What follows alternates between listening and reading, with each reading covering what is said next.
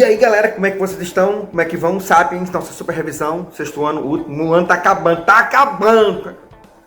Sexto ano, nós estamos estudando a zona rural e a zona urbana, então vamos entender algumas coisas importantes sobre essa nossa revisão.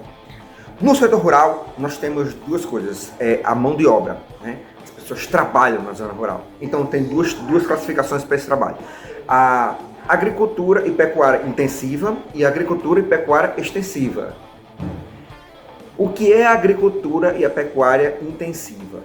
São aquelas que têm a intenção. Intensiva vem de intenção. Ela tem uso de tecnologia, ela tem um médico veterinário, ela tem um engenheiro agrônomo, ela tem um botânico. A produção, tanto de vegetais ou então de animais para consumo humano, porco, gado, tudo, caprinos, é bem maior, porque eles têm tecnologia envolvida na coisa, existe pesquisa para isso, inseminação artificial, o melhor boi, a melhor vaca, o bezerro saudável, uma qualidade muito grande dos produtos do gênero alimentício. Quando você vê no supermercado, não diga isso para os adultos não, eles não sabem não. Eles pensam que a sociedade ajuda eles. Toda vez que você vê uma maçã, uma cenoura, uma batata bem grande, assim, aquela coisa bem bonita, assim, você, isso aqui vai ser, é muito bom, brilhando aos olhos, né? E ela pega e tal, tudo. É onde teve mais agrotóxico, é onde teve mais produtos envolvidos. Porque para conquistar, né, aquela cenoura toda tortinha, aquela batatinha com as coisas mancha preta, tal e tudo. Para você ter ideia, eles não levam esse tipo de produto. E outra, por exemplo, na Europa, o melão, a maçã, a banana, quando você vê eles com aquelas coisinhas pretas assim, que é da natureza, quando eles veem, eles dizem, não quero não, tá doente, tá com algum problema, tá podre, né? Eles não compram, mas isso é coisa da natureza. Eles usam agrotóxicos e algumas coisas para poder deixar mais legal. Então, agricultura intensiva e pecuária intensiva são quando tem tecnologia. Lembrando que a agricultura é a produção de alimentos para consumo humano, vegetais, hortaliças, frutas e tal. E pecuária é a criação de animais para o consumo humano, né? Bois, vacas, cabras, suínos e tudo mais são utilizados, chamado de pecuária. Você filma e fala, você é o bichão mesmo. Revolução Verde. A Revolução Verde, ela ocorreu lá por volta da década de 1960, quando a quantidade de alimentos do mundo não era tão grande assim. Então, essa revolução não é a revolução, todo mundo verde, não. Revolução significa uma coisa que foi mudando gradativamente até chegar o ápice e ninguém percebeu isso. O que ela faz?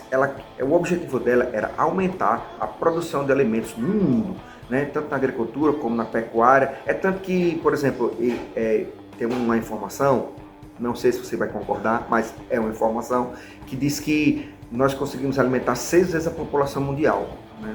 Então, por que tem gente morrendo de fome?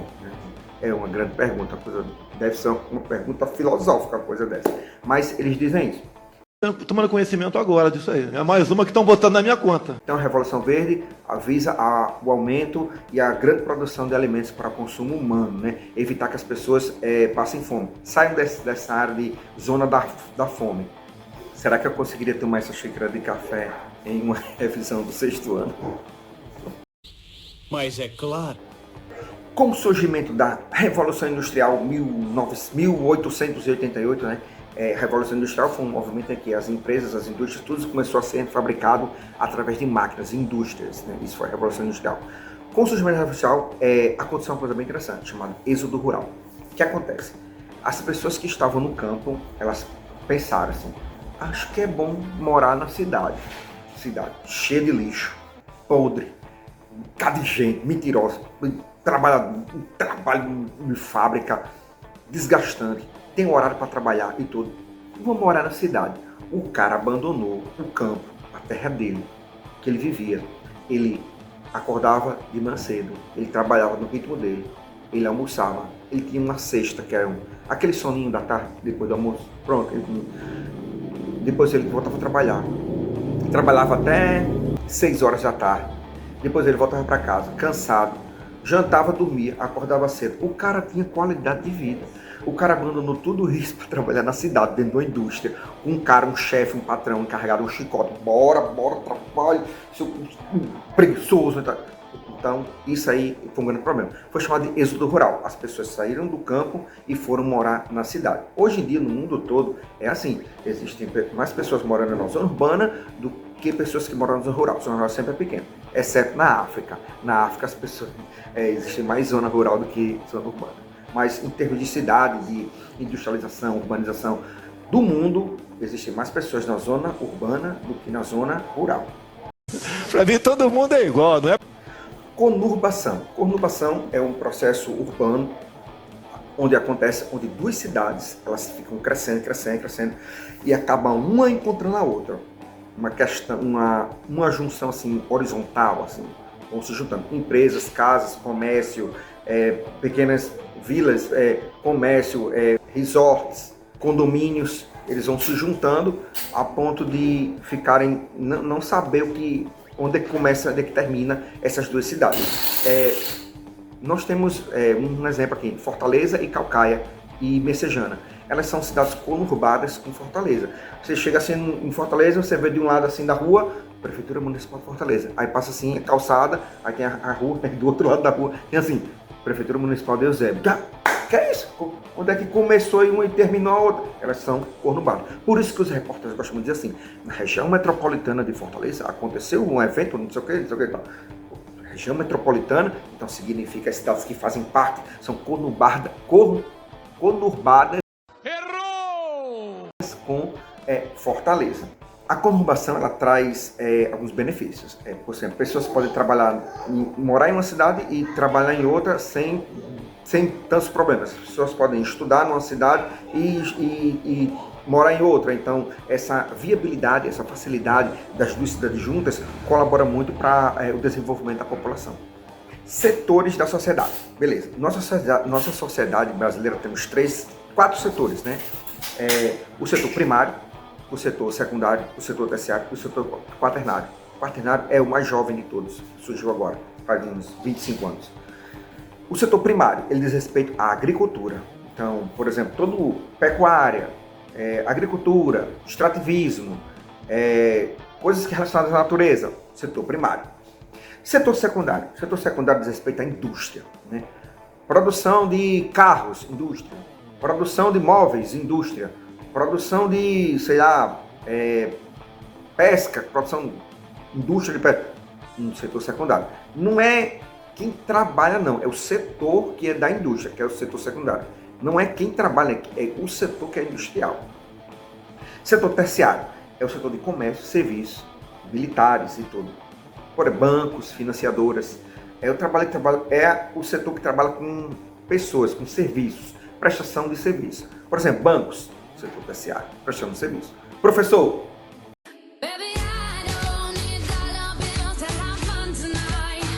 setor terciário, tá prestando serviço. Militares, bombeiro, polícia militar, polícia federal, polícia civil, setor terciário, setor de serviço, certo? Setor quaternário. O setor quaternário, ele é o desenvolvimento de tecnologia. Ah, professor, meu tio trabalha, tem uma lojinha de informática, ele ajeita celular, ele tem setor quaternário. Não. O setor quaternário, ele trabalha desenvolvendo tecnologia. Por exemplo, os IFs são considerados IFCE, IFRN, IFGO, IF Distrito Federal, os IFs, tem em todo o Brasil. Eles são setor quaternário, porque eles trabalham com desenvolvimento de tecnologia, né? Eles não vendem, o cara não trabalha vendendo nada lá, não, o cara trabalha desenvolvendo a coisa. Por exemplo, o cara trabalha num banco, dentro do banco ele tem um setor que trabalha com a segurança informacional do dinheiro digital. Setor quaternário, que ele trabalha com tecnologia e a segurança digital do dinheiro, entendeu? Então, esse é o setor. Não é o cara que trabalha, não. Dos 4 setores, qual é o mais rico? Não tô lembrado, não. Você está pensando, setor terciário. Ele é o mais rico. Não é quem trabalha no setor terciário, não. Quem trabalha no setor terciário ganha salário mínimo, ganha comissão, produção. É o setor que é mais rico. Ele desenvolve mais dos 3, né? Tem mais pessoas, tem mais indústria, que tem mais comércio. Então, ele é o mais rico dos 4 setores. Não esqueça disso. É claro. Os setores urbano e rural, eles são 2 setores muito distintos, eles são setores muito diferentes entre si. Mas temos alguns problemas. Por exemplo, no setor rural temos alguns problemas e no setor urbano temos outros problemas diferentes também. Por exemplo, os problemas do setor rural, eles dizem respeito à questão do solo, a erosão do solo. A erosão é quando chove muito e aí eles faz tipo uns buracos e tudo, aí leva aquele solo para outro canto, aí evita a agricultura, atrapalha na agricultura, atrapalha na pecuária. Empresas do setor rural que acabam comprando vários terrenos, vários grandes hectares do setor rural para poder fazer indústrias no setor rural, que não tem nada a ver com a área. Isso acaba atrapalhando também muito o setor rural, um problema social, um problema socioambiental, que está mexendo com a terra. A própria chuva ácida, que em vez de cair na própria cidade totalmente, acaba indo para o setor rural, caindo no chuva ácida nas plantações, isso acaba contaminando o solo, contaminando as frutas. Uso de agrotóxicos, pesticidas, herbicidas que eles colocam no solo. Esses herbicidas eles acabam entrando no solo, prejudicando o solo e entrando nos lençóis freáticos, que tem água. Sim, tem água, tem gente que não acredita não, mas tem água no subsolo, que acaba sendo contaminado também. Eu não entendi esse final. Quer dizer, não entendi foi nada. Problemas dos setores urbanos, né? O setor urbano, o principal problema que nós temos é as ilhas de calor, né? A cidade ela impermeabiliza tudo, ou seja, tudo bota asfalto. O asfalto, devido a ser escuro, ele absorve mais calor, né? Fica mais quente do que o normal. Os prédios, nas indústrias e tudo, ficam, quando o sol bate, assim, ele não sai, ele não reflete, ele fica lá como se fosse um forno, como se fosse uma ilha de calor mesmo. Isso aí traz uma sensação térmica muito ruim, é ruim para os idosos, é ruim para as crianças. Poluição, a poluição nas cidades é muito maior do que no setor rural. É a verdade, não minto. Você vai para uma cidade grande, cara, a quantidade de poluição do ar pesado é muito maior. Por exemplo, a China é proibido o carrinho de bebê, porque a poluição é tão grande que as crianças recebem muita quantidade de poluição durante o trajeto dos pais utilizando o carro de bebê. Chuvas ácidas, nós sabemos que as indústrias, o CO2, quando ele se mistura com o ciclo da água, então a gente estudamos, está lembrado? Eu não sei nem para que lado vai. Acaba contaminando a água que vai cair nas cidades, que vai cair na zona rural também. Superpopulação, né, nas cidades, grande número de pessoas.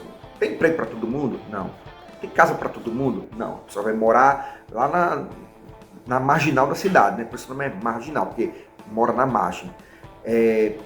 O índice de violência também aumenta devido à cidade grande. Quando tem mais violência, quanto maior o centro urbano, mais violência. Quanto menor o centro urbano, menos violência.